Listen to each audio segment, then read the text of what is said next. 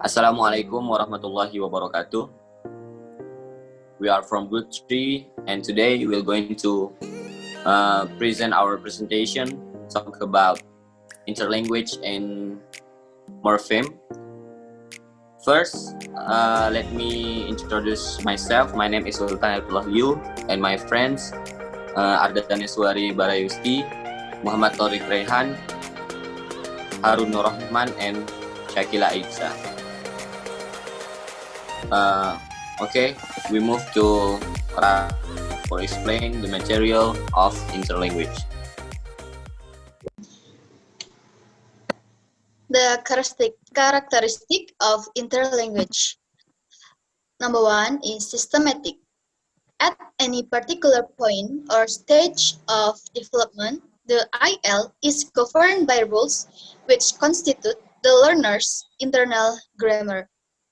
These rules are discoverable by analyzing the language that is used by learner at the time, what he or she can produce, and interpret correctly as well as errors that are made. Number 2 is dynamic. The system of rules which learners have in their minds change frequently or is in a state of flux, resulting in successions of interim grammars. Slinker views this change not as a steady progressions along a continuum, but discontinuous progressions from stable plateau to stable plateau. Number 3, although the IL is systematic, this differences in context result in different pattern of language use. Next, reduced system, both in form and function. The characteristic of reduced form refers to the less complex grammatical structures that typically occur in an IL compared to the target language. The characteristic of reduced function refers to the smaller range of communicative niche, typically served by an IL. Next.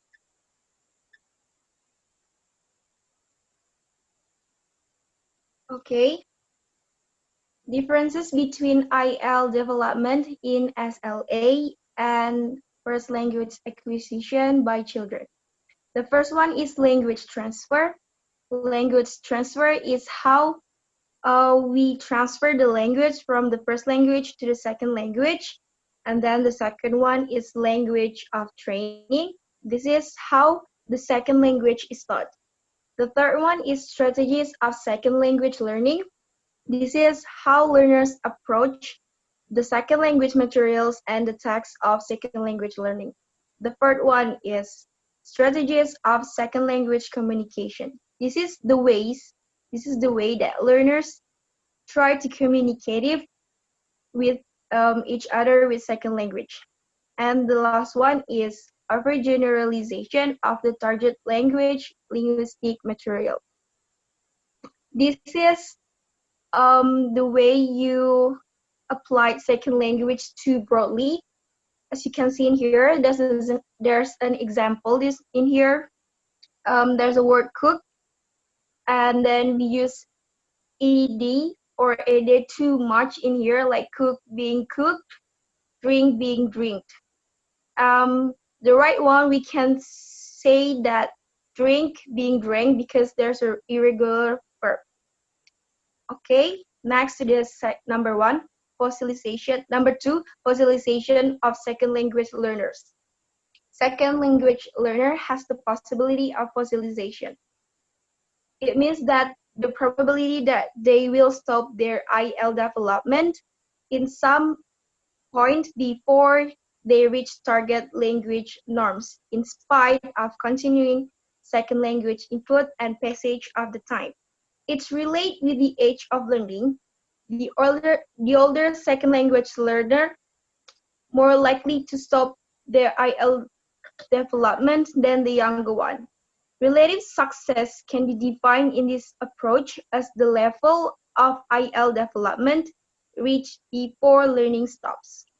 And the last one is process of learning second language. It happened at the stage when someone learns their second language, but they still mix it up the first language and the second language, and it's not accidentally used. As you can see in here, there's an example. Chinese is their first language, and English is their second language. Chinese say that "Wo mama han beautiful," and the meaning in English is "my mother is very beautiful." They still use beautiful words in here, and then their Mandarin language, so they mix it up. Okay, that's all from me.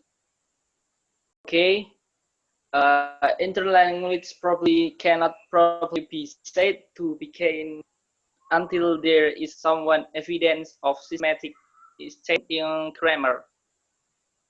The endpoint of interlanguage is difficult. Identify with currently science additional and different curriculum styles might always trigger some learning. Number two, identification, fossilization, or causation of interlanguage development before raising target language norms. It's even more controversial. It's taught primarily for social and political rather than linguistic reason. And number three, all individuals be considered as fossils in L2 development because the region foreign assets, for instance, in spite of productive fluency in other aspects of the target language, the answer is one thing of research Al Schweinsteiger is motion picture actor and Polycan who retains a strong Austrian German accent, or many faculty members and students who are identifiably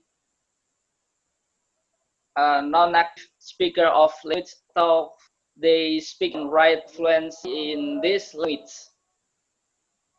and even more fluently than many native speakers.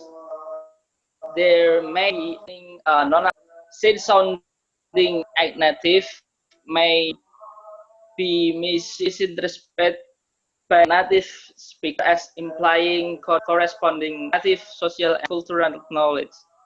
Thank you for me presentation. Morpheme order studies. One important question in the study of SLA, which the concept of IL highlighted during the 1970s, is whether there is a natural order or universal sequence in the grammatical development of L2 learner. These studies were based on the assumption that there exists in a universal and natural order for morpheme acquisition that all learners follow regardless of their background. The purpose of this study is finding out in which order morphemes are actually acquired and to what extent L1 transfer can alter this order.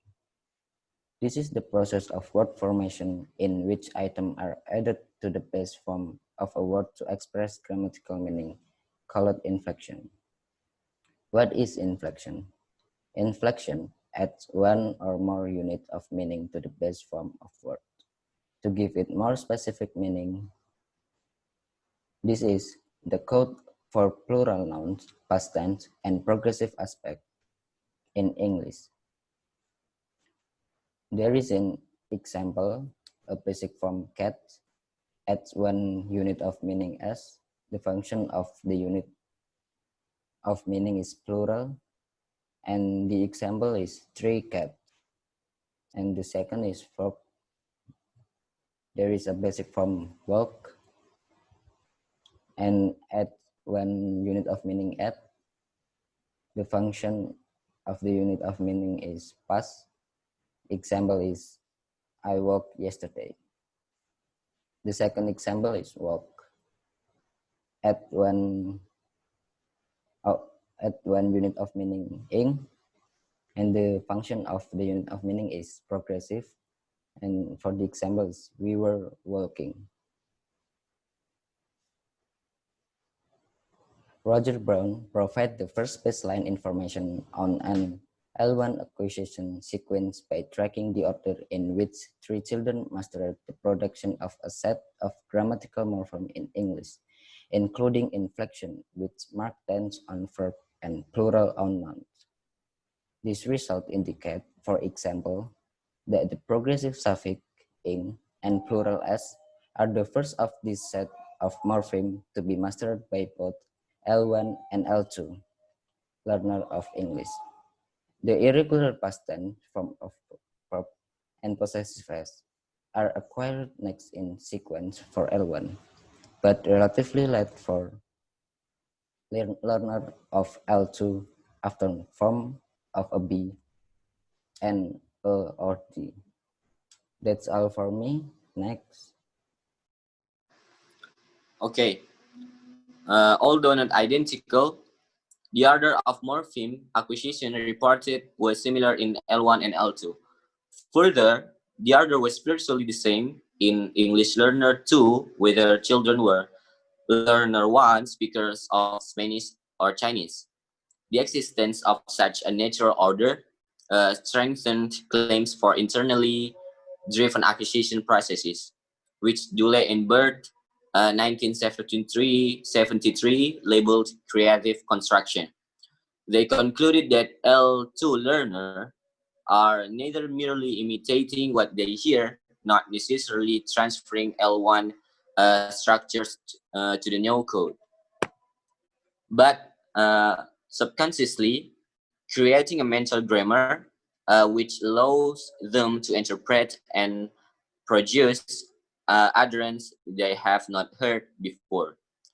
The second claim was originally made that this evidence of similar morpheme are the support and identity hypothesis, or L1 with L2, that processes involved in L1 and L2 acquisition are the same. The strong form of this hypothesis in SLA was limited here to a list of isolated with no principle related to aspect of English or to, and also because the in the research methodology. And the last one is the concept of natural order remains very important from understanding SLA. However, both from linguistic and from cognitive approaches, the morpheme acquisition studies were followed by research which indicated that there are also regular sequences in acquisitions of some syntactic construction by both children and adults, like negation, question, and relative clauses. These findings form part of the basis for continuing speculation that innate mechanisms for language acquisition may not be limited to early childhood. Okay, maybe that's all from group 3. Hopefully what we have said is useful for all of us. We hope from our presentations you can take the positive values. Thank you for your attention. Wassalamualaikum warahmatullahi wabarakatuh.